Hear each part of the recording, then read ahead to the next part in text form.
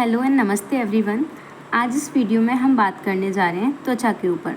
सुश्रुत ने कितनी त्वचाएं बताई हैं, चरक ने कितनी त्वचाएं बताई हैं, इन सभी के बारे में हम ट्रिक के माध्यम से इनको याद करेंगे कि सुश्रुत ने कितनी बताई हैं और चरक ने कितनी बताई हैं। तो सबसे पहले हम बात करते हैं सुश्रुत की। तो सुश्रुत ने बताया है कि सबसे पहले ये बात करते हैं कि त्वचा की उत्पत्ति कैसे होती है। तो उन्होंने ये श्लोक दिया है, तस्य खल्वेवं प्रवृत्तस्य शुक्रशोणितस्य अभिपच्यमानस्य क्षीरस्वेव संतानिका सप्तत्वचो भवन्ति। इसका मतलब क्या है? इसका मतलब है कि भूतात्मा में अधिष्ठित जो हमारे शुक्र और शोणित होते हैं ना, उनके पक्व होने पर जिस प्रकार क्षीरस्वेव संतानिका, जिस प्रकार दूध जब हम उबालते हैं तो उसके ऊपर एक मलाई आ जाती है ना, उसी तरह जिस तरह हम दूध उबालने पर उस पर मलाई प्रकट होती है, उसी प्रकार सप्त त्वचाओं के स्तर बनते हैं। मतलब जो 7 प्रकार की त्वचाएं ना, उसके स्तर बनते जाते, स्टेजेस बनती जाती हैं। तो इस श्लोक से यहाँ पे यही तात्पर्य है कि जिस प्रकार दूध उबालने पर उस पर मलाई की सतह बन जाती है, उसी तरह सप्त त्वचाओं का भी स्तर बनता है शुक्र और शोणित के पक्व होने पर। फिर इन्होंने त्वचाओं का भेद के बारे में वर्णन किया है। तो सुश्रुत जो है ना, वो बोलते हैं कि 7 प्रकार की त्वचाएं होती हैं और चरक बोलते हैं कि 6 होती हैं। तो हम ऐसे याद कर सकते हैं कि सुश्रुत 7 से सुश्रुत और 7 से 7। तो सुश्रुत ने 7 त्वचाएं बताई हैं। अब इसके भेद हम पढ़ेंगे। अपभासिनी, लोहिता, श्वेता, ताम्रा, वेदिनी, रोहिणी, मार्जधरा, ये 7 हैं। अब इसको याद कैसे रखेंगे? तो इसकी भी एक ट्रिक है कि हम जैसे हलो बोलते हैं ना, हलो, तो मैं हलो नहीं, एलो बोलना है, अलो। तो अलो, श्वेता, विरोमा, मतलब श्वेता नाम की एक लड़की है और एक विरोमा नाम की लड़की है, तो उन दोनों को हम हेलो बोल रहे हैं। तो कैसे बोलेंगे? अलो, श्वेता, विरोमा। तो आ से अपभासिनी आ जाएगा, लो से लोहिता, श्वेता में 2 आएंगे अब, श्वेता और ताम्रा, ठीक है। फिर विरोमा, वी से क्या आ जाएगा? वेदिनी, रो से रोहिणी और माँ से मार्जधरा। तो ये हो गई हमारी ट्रिक, ये 7 नाम याद करने की। इसके बाद हम बात करते हैं अपभासिनी के बारे में पूरा डिटेल में। तो अपभासिनी जो नाम की हमारी त्वचा का स्तर है, उसका प्रमाण कितना होता है? 1/18 ब्रीही। ब्रीही मतलब होता है चावल के दाने के समान मोटाई। मतलब इसकी हम मोटाई देख रहे हैं, कितना मेजरमेंट होता है। तो इसकी जो मोटाई है अपभासिनी नामक त्वचा के स्तर की, वो होती है चावल के 1/18 भाग मोटाई इसकी होती है, चावल के एक दाने की। तो उसको ब्रीही बोलते हैं। तो 1/18 ब्रीही। फिर लोहिता की प्रमाण के बारे में बात करेंगे तो 1/16। फिर इसकी 1/12, मतलब इवन सारे नंबर हैं, तो उसको हम एक ट्रिक से याद कर सकते हैं सारे इवन। तो पहले 18, 16, 12, 8, 5, 1, 2। अब 5 वाले में 5वें नंबर पे वेदनी है, तो इसमें क्या आएगा? 5। 8 के बाद अब यहाँ पे इवन नहीं आया ना, वो ऑड आ गया, तो इसको ऐसे याद कर सकते हैं। 5वें नंबर पे वेदनी है तो यहाँ पे 5 आएगा। फिर 1 और 2, ठीक है।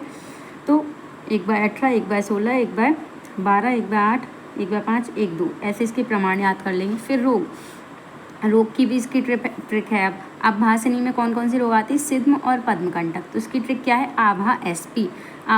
आभा नाम की एक लड़की है जो कि उसकी पोस्ट क्या है? एसपी है, मतलब वो एसपी पोस्ट पर है, तो आभा एसपी। तो आभा से क्या आ जाएगा? अपभासिनी, एस से सिद्म आ जाएगा और पी से पद्मकंटक आ जाएगा, ठीक है।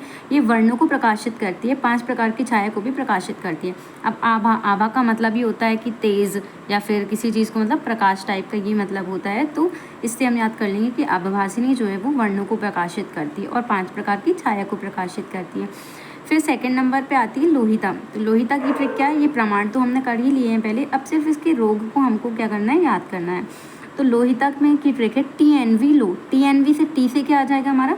तिलकालक, एन से आ जाएगा न्यच, वी से व्यंग, और लो तो लोहिता के लिए है, तो TNV लो।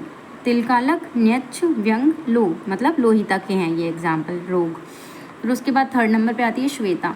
श्वेता का ये प्रमाण हमने कर लिया है। अब इसके रोग की क्या ट्रिक है? श्वेता CM आज आएंगे। श्वेता से आ जाएगा श्वेता, C से आ जाएगा चर्मदल, M से मस्चक, आज का सिर्फ ए लेना है हमको, ए से अजगल्लिका, हो गया 3 रोग श्वेता के। उसके बाद ताम्रा की ट्रिक क्या है? ताम्रा ने कुष्ठ की क्लास ली। मतलब ताम्रा नामक त्वचा के स्तर पे कौन कौन से रोग हो सकते हैं? कुष्ठ और किलास, मतलब ताम्रा ने कुष्ठ की क्लास ली, ये भी हो गया।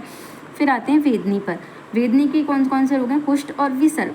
तो हम इसको ऐसे याद कर सकते हैं कि वेदनी की केवी में है, केवी में है मतलब केवी में पड़ती है। तो वेदनी केवी में है से मतलब वेदनी से वेदनी आ गया, केवी के का मतलब कुष्ठ, वी से आ गया विसर्ग। फिर आता है रोहिणी। अब रोहिणी में ये जो गागा वाले ना, ग्रंथि, गलगंड, अर्बुद, अपची, ये सारे रोग आ जाएंगे। इसकी कोई ऐसी स्पेसिफिक ट्रिक नहीं है, अगर आप बना सकते हैं तो ठीक है, वरना ये ऐसे भी याद हो जाएगा। ग्रंथि, अपची, गलगंड, अर्बुद, इसको साथ में कर लेना रोहिणी में। उसके बाद मांसधरा।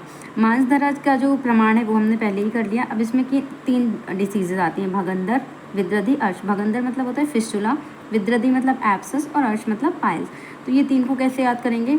मांसधरा मतलब मासी को अभी भगाओ, मतलब एक बच्चा कह रहा है कि मम्मी मासी को अभी घर से भगाओ, तो मासी से मांसधरा आ जाएगा, आ से अर्श आ जाएगा, वी से विद्रधि, भगाओ, भा से क्या आ जाएगा? भगंदर। तो इनमें से हमको आ लेना है, वा लेना है और भा लेना है, ठीक है। तो ये भी हो गया।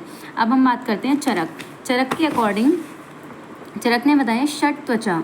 चरक ने बताई 6 प्रकार की त्वचाएं होती हैं, और सुश्रुत ने कितनी बताई थी? 7। 7 से सुश्रुत, 7 से सप्त त्वचा।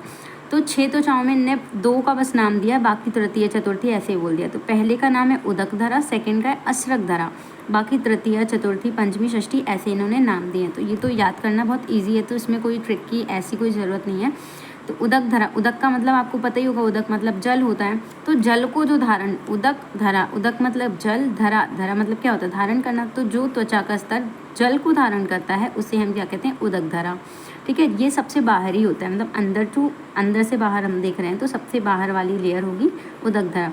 सेकेंड अश्रक। अश्रक भी आपने पढ़ा होगा, अश्रक मतलब रक्त होता है, जो रक्त को धारण करती है उसको क्या कहते हैं? अश्रक धरा। ये दूसरा स्तर है। तृतीया नामक जो है, इसमें बताया है कि ये जो तृतीय स्तर है त्वचा का, इसमें सिद्म और किलास नामक कुष्ठ की उत्पत्ति होती है, मतलब ये सिद्म और किलास रोग जो हैं इसी स्तर पे होते हैं। चतुर्थी में बताया है कि दद्रु और कुष्ठ की उत्पत्ति होती है इस स्तर पे। थर्ड में क्या होती थी? किलास और कुष्ठ होती थी। ऐसे भी कर सकते हैं कि तीसरी क्लास में कोई बच्चा ऐसे मतलब कुछ भी करके, तो वरना ऐसे भी याद हो जाएंगे। किलास और सिद्म थर्ड में है, और चतुर्थी में दद्रु और कुष्ठ है। पंचमी में अलजी और विद्रति नामक रोगों की उत्पत्ति होती है, और षष्ठी जो है वो अंतिम त्वचा है। और इसमें क्या होता है? अगर ये त्वचा का स्तर कट जाए ना, तो क्या होता है? मनुष्य अंधे की तरह अपने को अंधकार में प्रविष्ट हुआ अनुभव करता है। तो षष्ठी में क्या है कि अगर मतलब षष्ठी जो अपना स्तर है चरक के अनुसार, जो छठवा वाला स्तर है, छठवीं लेयर है स्किन की, अगर वो कट जाए तो मनुष्य क्या करता है? अपने आप को अंधे की तरह प्रविष्ट करने लगता है अंधकार में, कि जैसे वो अंधेरी में हो, इस टाइप का ऐसा दिया गया है। तो यहाँ पर हमारी त्वचा ख़त्म होती है सुश्रुत और चरक के अनुसार। तो अगर आपको हमारी ये वीडियो पसंद आई हो तो प्लीज़ हमारे चैनल को लाइक, सब्सक्राइब और शेयर कीजिए। Thank you.